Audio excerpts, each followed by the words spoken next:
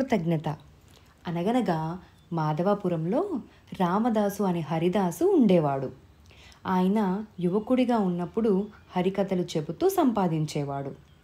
వయసు మీద పడటంతో హరికథలు చెప్పలేక దగ్గర గ్రామాలకు వెళ్ళి భిక్షాటన చేసుకుంటూ బతుకుతున్నాడు.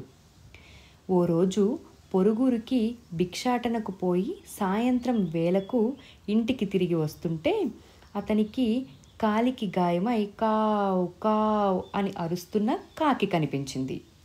రామదాసు దాన్ని చూసి అయ్యో అని అనుకొని ఇంటికి తీసుకొని వచ్చాడు. కాలికి ఆకుపసరు వేసి కట్టుకట్టాడు. అలా 4 రోజులు చేసేటప్పటికీ అది కాస్త నడవసాగింది.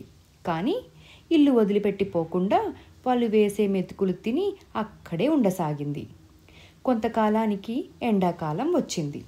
ఎండలు బాగా ముదరడంతో భిక్షాటనకు పొద్దున్నే పోయి ఎండ తగలక ముందే ఇంటికి తిరిగి వద్దామనుకున్నాడు రామదాసు. అందుకని తెల్లవారక ముందే నిద్రలేచి ముఖం కడుక్కుందామని తొట్టెవైపు వెళ్ళాడు. అప్పటికే కావ్ కావ్ అంటూ తన కాళ్ళకు అడ్డం వస్తూ తలపైన తన్నుతూ వెంటాడింది కాకి. ఛీ, పొద్దున్నే ఏంటిది, ఇందుక దీన్ని సాకింది అని అనుకుంటూ ముందుకు అడుగేయబోయాడు. మళ్ళీ కాకి కావ్ కావ్ అని అరుస్తూ అడ్డొచ్చింది. ఏమైంది దీనికి అని అనుకొని రామదాసు కళ్ళు బాగా నలుపుకొని చూశాడు. దారికి అడ్డంగా పాము పడుకొని ఉంది. రామదాసు వెంటనే కాలు వెనక్కి వేసి కర్ర అందుకొని పామును కొట్టబోయాడు. కానీ అది అప్పటికే పక్కనున్న చెట్లలోకి జారుకుంది. అయ్యో, ఈ కాకి అరవకపోయి ఉంటే పాము పైన కాలు వేసేవాణ్ణి. అది నన్ను ఖచ్చితంగా కాటు వేసి ఉండేది. ఇందుకేనేమో ఈ కాకి అరిచింది అని దానివైపు చూశాడు.